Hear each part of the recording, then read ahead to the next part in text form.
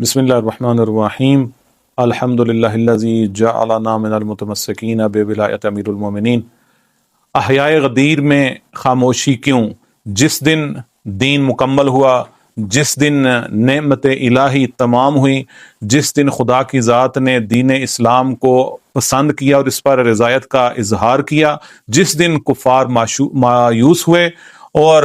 مبلغ ولایت خود رسول اللہ صلی اللہ علیہ وآلہ وسلم کی ذات گرامی ہے کہ خدا کی ذات نے فرمایا یا ایھا الرسول بلغ ما انزل الیک، اے میرے حبیب پہنچا دیجیے جو آپ پر نازل کیا گیا ہے، واللہ یعصمک من الناس، خدا آپ کو لوگوں کے شر سے محفوظ رکھے گا۔ تو دین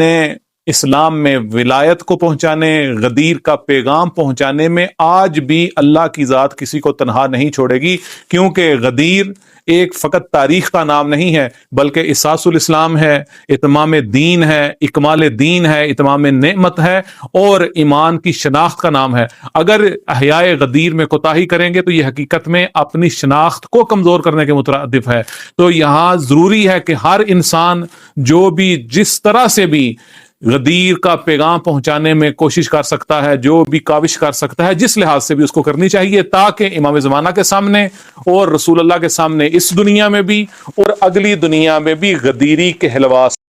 اللهم صل على محمد وآل محمد۔